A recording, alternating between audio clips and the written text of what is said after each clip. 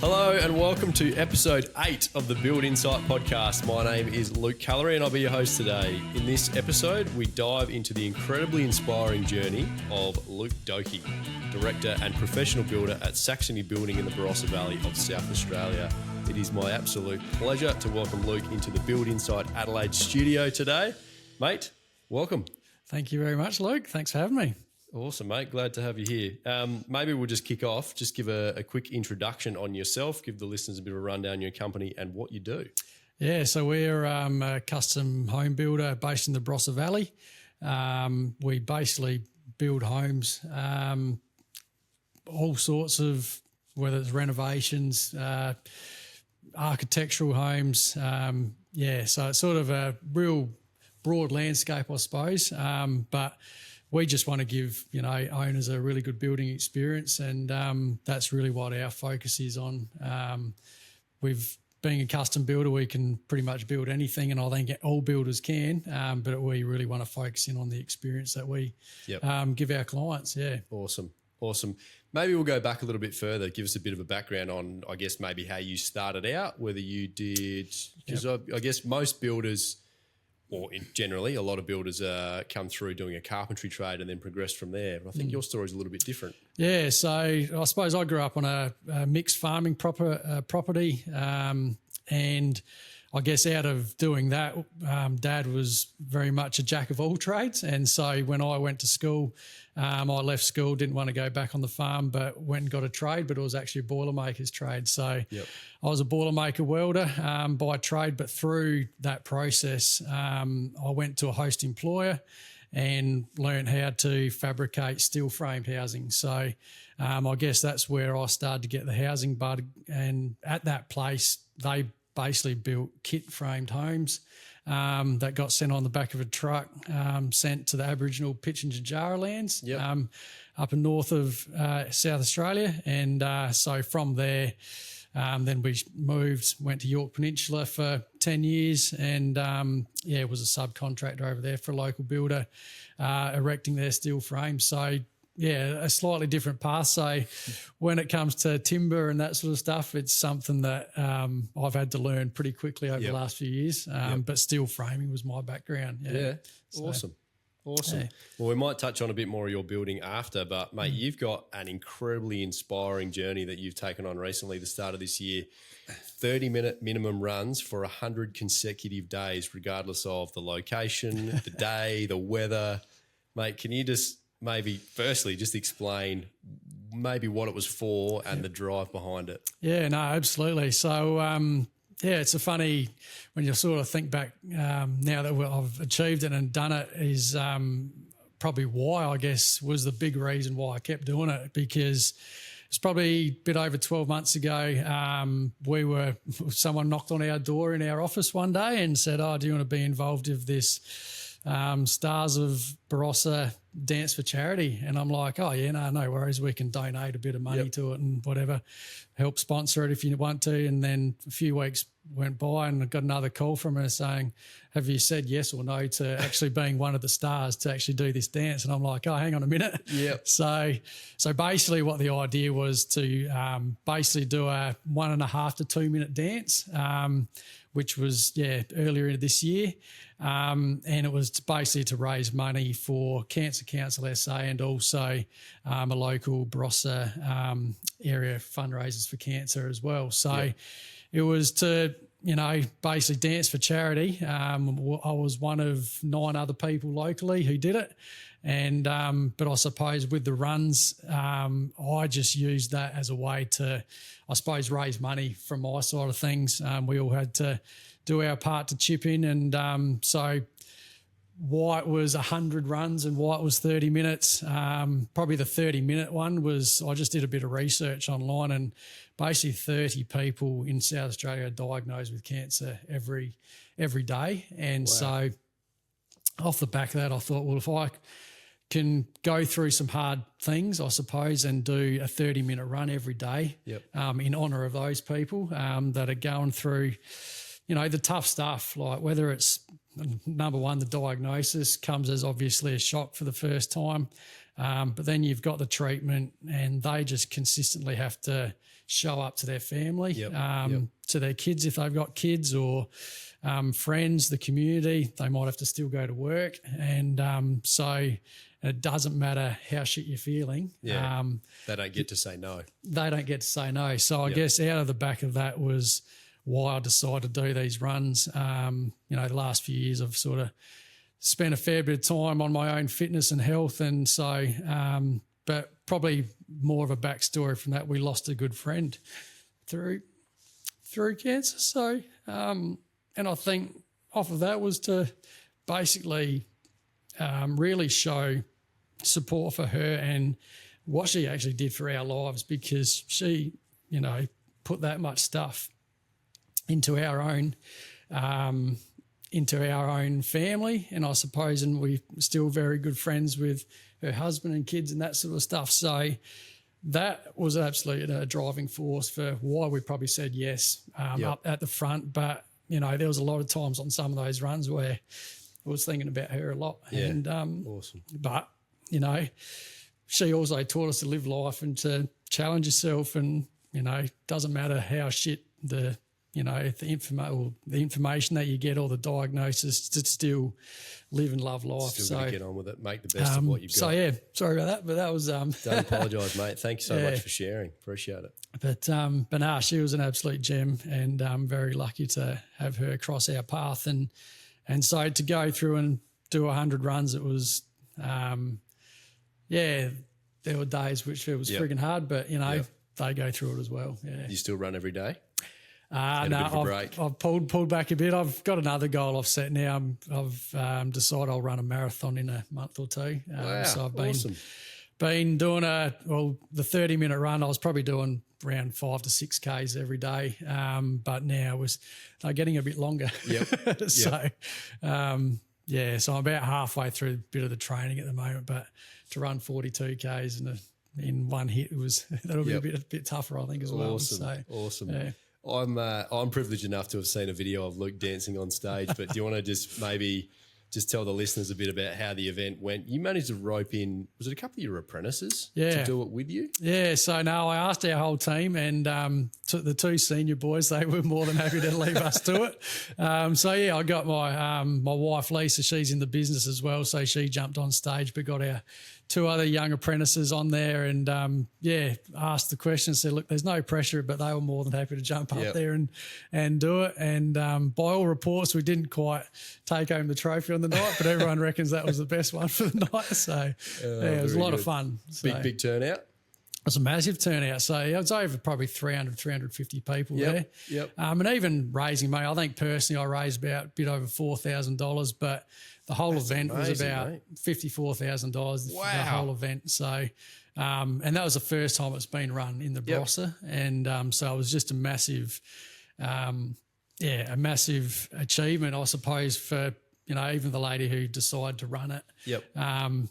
She thought if we could raise 20,000, that might be a good start. But the whole community got behind it, which was awesome. Yeah. Did you do it again?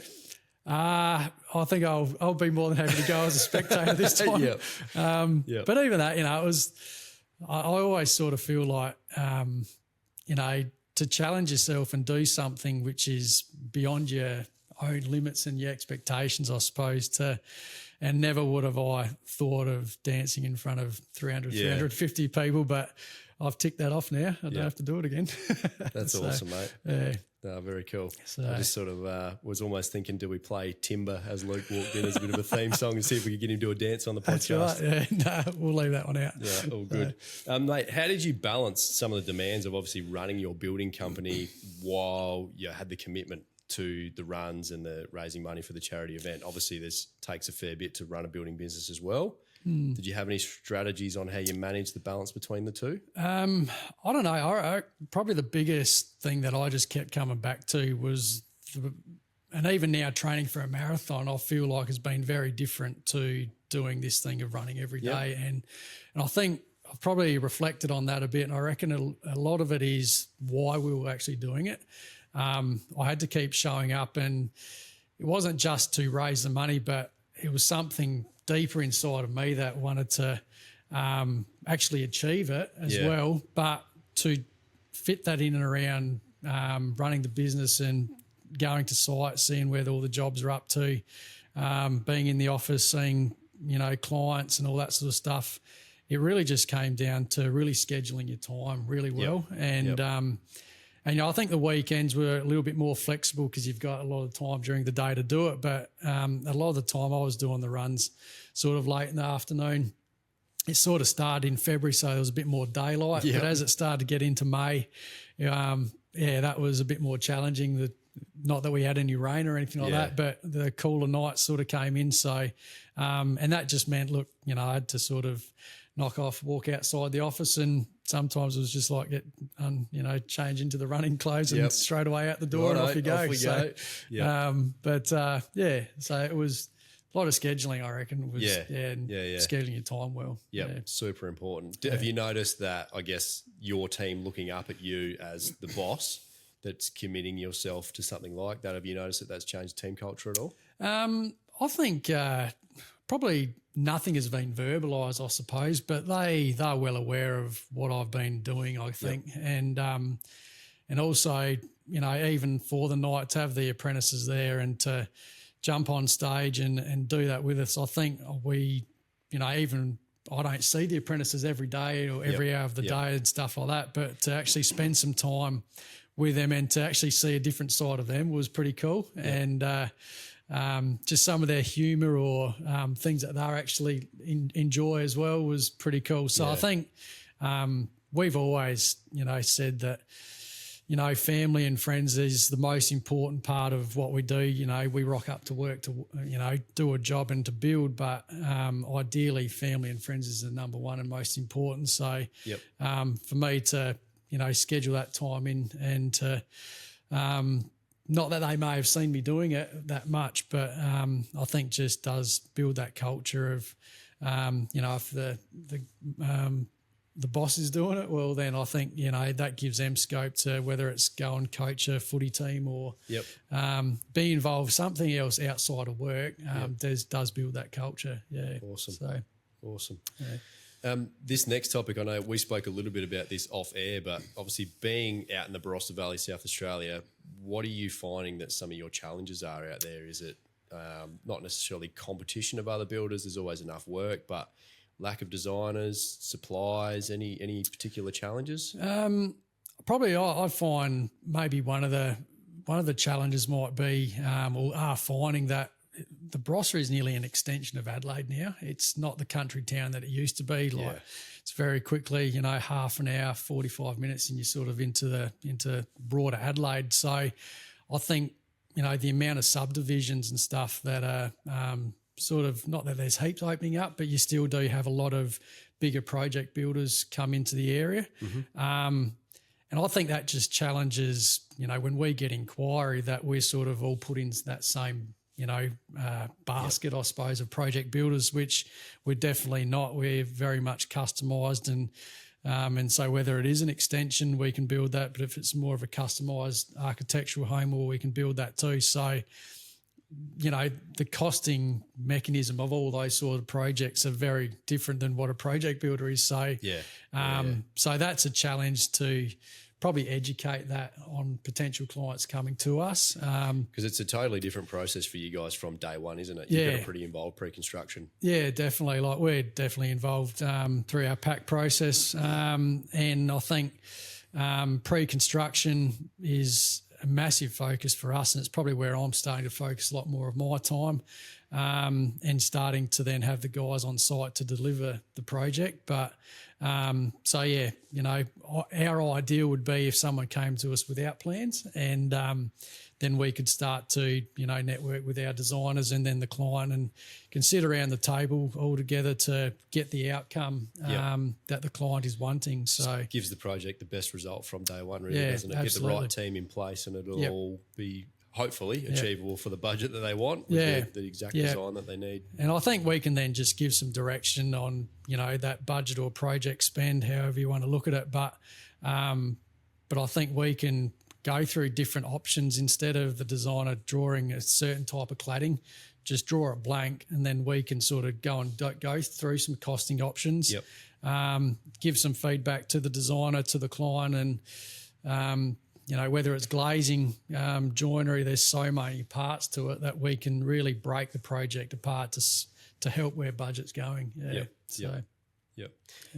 Are you noticing at the moment? I think the answer is definitely yes. Are you noticing tighter budgets at the moment? Yeah, I think it's probably around how far the cost of building has increased in the last 3-4 years. I think off the back of COVID, I think materials have definitely settled down a lot in increases, but we're still seeing, and I think it's more in the labour component in our contractors, even our own insurances and labour costs, I think have increased. So I think the cost of the project is still probably slightly going up a little bit, but I think it's definitely stabilising. So, and just when the client comes to us and they've got a number in mind, it's probably based off of, 2-3 years ago sort of thing. Even 12 months ago is still a little bit out, So I think that's where we can come in and just help educate to say, look, there's probably a few parts to it, but sustainability is one. But I think I'm really encouraging clients who are coming to us to really think about building smaller, a smaller footprint. That is, I'm going to touch in on that because that's one of my biggest frustrations as well, especially if you get a client that it's straight away. I've got mixed emotions when someone says sustainability, because I think there's a lot of people that don't actually completely understand what it is, especially when you're someone that they want to come and build a sustainable home and the footprint is 300 to 350 square metres. Well, you're kind of missing the point. Yeah. Exactly. That's you right. You can't just whack a big solar system on the top and call it sustainable. It's not a bolt-on quite like that. Yeah. So it's even interesting. Like, I think back to how I grew up as well. Like, we were a family of I got 2 other brothers and a sister, and I know we just had the 1 bedroom. We all bunked in together. We didn't have 3 bedrooms and all our separate robes and all this sort of stuff. So a bathroom each and 3 living rooms. That's right. And I sort of feel like whether we have to just pull back a little bit and start to think about building more simply, but also how we actually live is a bit of part of it as well. Yeah. Practical design, I think, is probably one of the key points. And I guess you've got to try and find that right person that has the practical sense to be able to strategically map out the floor plan that, yes, you can still have all the nice things that you want in there, but like whether you need shared spaces or getting the orientation right if you're wanting to build a lot more sustainably as well. But there's definitely a lot to be said for practical design, which I guess is the main mindset shift that people need to have is the volume built market has just sold this idea to the average Australian homeowner that just you need bigger. You need bigger open spaces, and it's not working. No, exactly. And I it's quite interesting when I talk to clients, we built our own place 10 years ago, and I always say to them, if I had the choice to do it again now, from what I've learnt probably over the last 3-4 years, we would do it completely different. If I could walk into our house and not hit that air conditioner button or that heater button every time I walk in, would just be a massive change, because we want to build houses where people feel good in. That's ideally what we want. And I know when we come home, it's home and it's peaceful and that sort of thing. But just from an energy point of view, just if we can, minimise hitting that aircon button every time. And that comes through, that good design. Yeah. Have you got things that you're happy to share about what you're doing to implement better building practices, whether you're doing any courses or other platforms you're involved in? Yeah, I think probably the big one that I'll probably go back 5-6 years ago, like we've been a builder now in the Barossa for 10 years. Started out really doing sort of home improvement sort of stuff, verandas, sheds and that sort of stuff, decks. But then a couple of years after that went and got my full builder's license. And then really from there, I just wanted to build homes for people. So, but it's probably heard all similar stories of builders having a bit of a struggle at the start and even thinking what sort of margins you put on job costs and stuff like that. But just had no idea. I mean, you knew how to put a house together, but you didn't know how to put the whole project together and from an estimating point of view. So we started to engage, coaches and stuff like that. But probably more recently, definitely been involved with Live Life Build and their Elevate program. Yep. It's definitely where I've met yourself. Yeah, and a lot of that's where the two Lukes met. That's it, exactly. Even though we're in the same state, we're actually not that far apart. That's right. Yeah. And so I think out of that has definitely been a big change for us to really manage, what our overhead cost is for running our business. And it's not going to be the same for every business, and then to work out what profit we need to make on top of that to then put our structure together for estimating. And so off the back of that, meeting a range of different builders and probably a lot of the Victorian guys, I think, that have come in who are passive house builders and started just getting the thinking cogs going. Yeah. And I think now recently with the NCC 2022 changes coming in, when you're looking at energy efficiency, managing condensation and moisture. So now we're using the ProClimber wraps, looking at ventilated cavities and all these types of things. And, I remember talking with a builder interstate and I said, if you start going down the rabbit hole, you won't come back. There's no going back, that's for sure. And it's very much like that, but there's definitely method to it. So, then you start looking at healthy home building and all this sort of stuff too. Yep. So they're definitely courses which are definitely on our radar, and probably look at, it's probably, I'm trying to focus on one thing at a time and not trying to get overwhelmed with trying to do everything at once, but definitely passive house tradesperson certification course will be one, but also looking at Zara Dakota's healthy home course as well is another where we're wanting to move towards, because that's one of our values as a company is health, and not just about the health of the building, but it's also the occupants that we're building for. Yeah, at the end of the day, they're the ones that are going to live in it once you're gone. Yeah. Yeah. And it's the well-being then of, our staff and all of the people that we're involved with along the way as well. So, Some awesome resources out there. Outside of work, mate, what do you do to unwind? You're a sporting man outside of your running as well. I know you had I don't know whether you're playing cricket anymore. You retired recently, didn't you? I tried to retire.